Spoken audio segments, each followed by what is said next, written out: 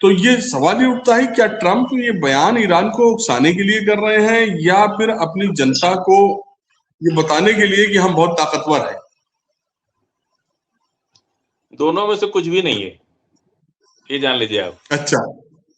वो तो उनको ना अपनी आवाम की कोई चिंता है और ना ही ईरान को तो क्या धमका सकते हैं, वो तो जग जाहिर हो गया है। अब हमारी बांसुरी हम जैसे चाहे बजाएं, उनका ट्रुथ प्लेटफॉर्म है, सोशल मीडिया प्लेटफॉर्म है, जो बोलना है बोल देंगे, कौन पूछने जा रहा है। नंगा एक राजा जो था, उसने नंगा होकर के और कहा कि हम टेस्ट करना चाहते हैं कि राज्य में हमारा विद्रोह है कि नहीं, या कोई विरोध करने वाला है कि नहीं।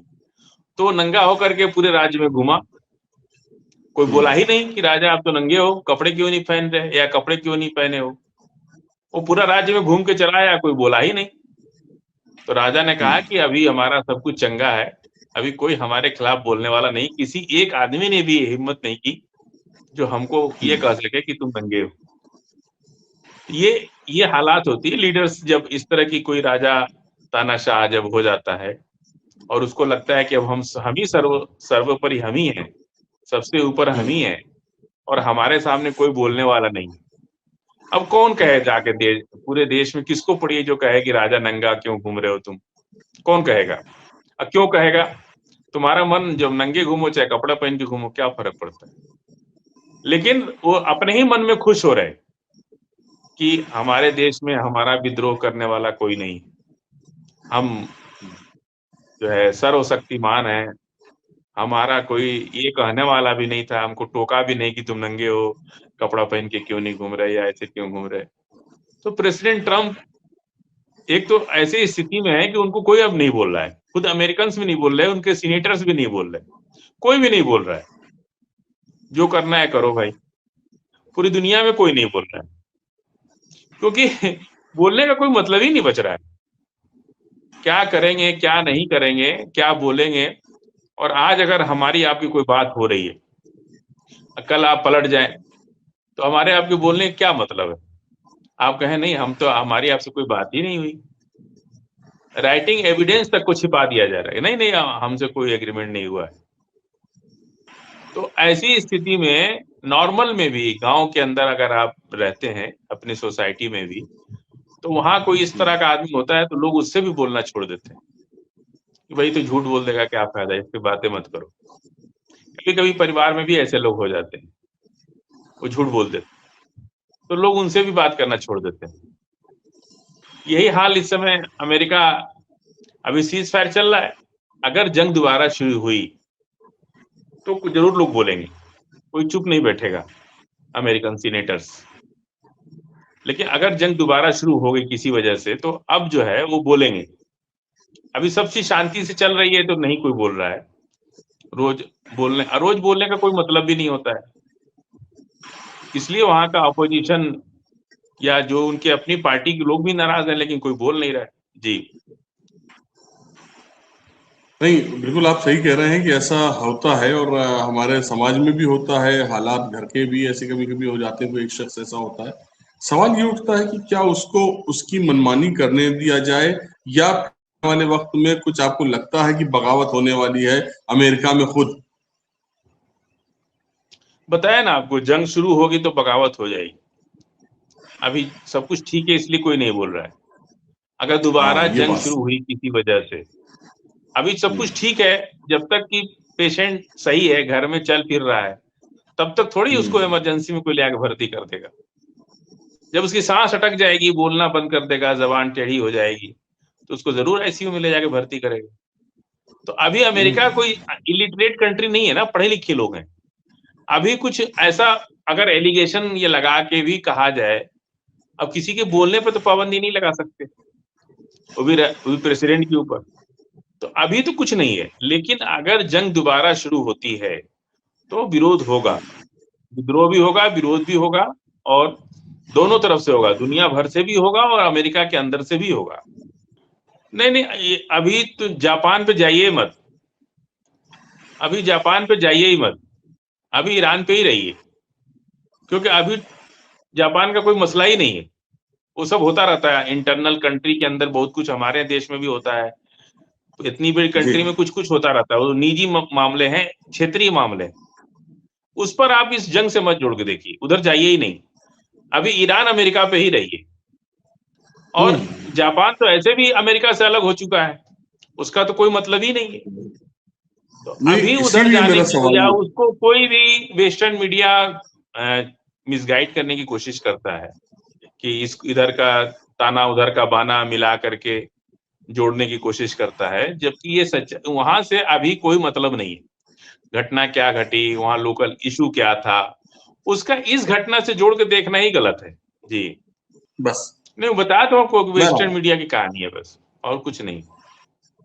तो देखिए, ठीक है, मिसगाइड अच्छा करने की जंग। कोशिश, लोग ध्यान भटकाना, कि लोगों का ध्यान इधर से हट जाए। इस वक्त अमेरिका और इजराइल, सबसे बड़ी चीज यही है कि वो ध्यान भटकाना चाह रहे हैं, कि पब्लिक का ध्यान, इसीलिए वो वेस्ट बैंक में, कल आपने जो बात कही, वेस्ट बैंक में कुछ ऐसा कर दो, हिजबुल्लाह के साथ कुछ ऐसा कर दो, वो तो हिजबुल्लाह इतना रिटिएट मजबूत जवाब दे रहा है कि इजराइल उस जी। पर जा नहीं रहा है, उसको छेड़ नहीं रहा है। छेड़ इसलिए नहीं रहा है कि वो इतना मजबूती से जवाब दे रहा है, नहीं तो ये लोग बार बार कोशिश कर रहे हैं कि फिलिस्तीन की तरफ, हमास की तरफ, या दूसरे किसी मुद्दे की तरफ किसी तरह इसको फेस सेविंग कर दिया जाए। जी उसमें ही पता चला है कि स्टेट ऑफ हॉर्मुज में एक बार फिर टेंशन बढ़ता नजर आ रहा है, और रिपोर्ट की माने तो मिसाइल और ड्रोन अटैक ईरान और यूनाइटेड स्टेट के दरमियान शुरू होते नजर आ रहे हैं। कुछ लोग वहां मतलब हैं भी। तो तेहरान लाइव न्यूज की इस खबर को कितनी सच्चाई आपको लग रही है? नहीं, देखिए, वहाँ स्टेट ऑफ हुर्मुज की जो जोग्राफिकल कंडीशन, उसको समझिए। जो जल डमरू है, मध्य जल डमरू, उसके जी। अंदर ईरान के तक अगर आप आएंगे तो कोई भी जहाज अमेरिका नहीं रोक पा रहा है ना। अब वो घुसने ओमान की खाड़ी की तरफ, बाहरी क्षेत्र में, जैसे हिंद महासागर, ओमान, यूएई, इस एरिया का जो समुद्री इलाका है, वो तो भाई, समुंदर तो कोई बॉर्डर तो है नहीं वहां पे कि वहां फोर्स लगा के रोएगा। जैसे वो तो इंटरनेशनल सबके लिए खुला है। वो वहां पे अमेरिका अपना जहाज लगा करके, और वो किसी को अंदर नहीं जाने दे रहा है, या जो अंदर पहुंच गया कैसे, उनको बाहर नहीं आने दे रहा है जल डमरू से बाहर। ये है नाकेबंदी। अब वो आपको बताया था कि फुजेरा वाली बात कल परसों में बताई थी, कि फुजेरा से जो तेल भरा जा रहा था, तो ये लोग अपना तेल तो भर रहे थे, वहां से तेल निकाल रहे थे अबू धाबी से, और वो पाइपलाइन के थ्रू आकर फुजेरा से तेल लोड कर रहे थे। अब बाकी को नहीं जाने दे रहे थे, तो ईरान ने उस पर भी जो 2 ड्रोन मार दिए, उसमें 2 भारतीय भी घायल हुए। तो ये सारी चीजें हैं, और अमेरिका का तो दोनों जहाज बहुत दूर जा चुका है। अब भूमध्य जल डमरू की जो बात है, स्टेट ऑफ हॉर्मुज का तनाव जो है इस वक्त कोई बहुत ज्यादा नहीं है। भले मीडिया में, वेस्टर्न मीडिया में चाहे कुछ भी बात बोली जा रही है, लेकिन अभी सच्चाई ये है कि वहां बहुत शांति है और नॉर्मल स्थिति में है स्टेट ऑफ हॉर्मुज। जी कि आज रात कोई बड़ा हमला होने वाला है, ये मतलब आपको क्या असमंजस का जो सिस्टम है वो क्यों ऐसा लग रहा है यार? नहीं, आप वेस्टर्न मीडिया एक हवा खड़ा करता है कि आज की रात कत्ल की रात होगी। अभी हेडिंग आप चला दीजिए कि आज की रात कत्ल की रात होगी, ईरान अपने अंतिम मकाम पर होगा। देखिए, अभी लोग खोल के देखना शुरू कर देंगे कि भाई क्या बात है। समझ रहे हैं आप? तो हर रोज वहां पे, हम तो पिछले 4, मतलब कितना दिन हो गया, 1-2 महीना तो हो ही है, तो हर रोज सीज फायर के बाद भी हम हर रोज देखते रहते हैं खबर कि 48 घंटे के बाद मिट जाएगा ईरान का नामो निशान। ऐसे ही थंबनेल चलते रहते हैं, और बड़ी बड़ी वेस्टर्न मीडिया थंबनेल लगाते हैं कि ईरान की अंतिम चेतावनी, मिट जाएगा ईरान, खत्म हो जाएगा ईरान।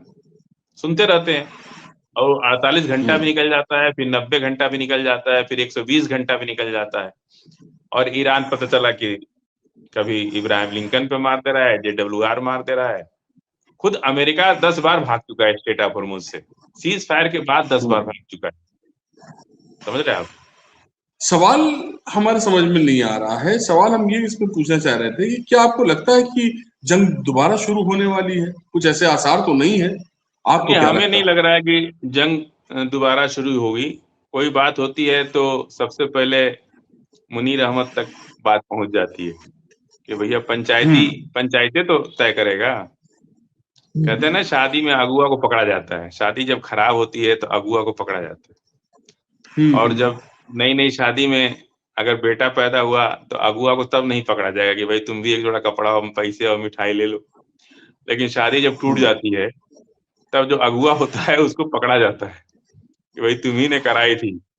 तो अब कोई भी बात होती है तो मुनीर अहमद को लोग पकड़ते हैं, अमेरिका भी पकड़ता है और ईरान भी पकड़ता है। तो फिर वो हाँ। दोनों तरफ बातचीत करके मामले को शार्ट आउट करते हैं।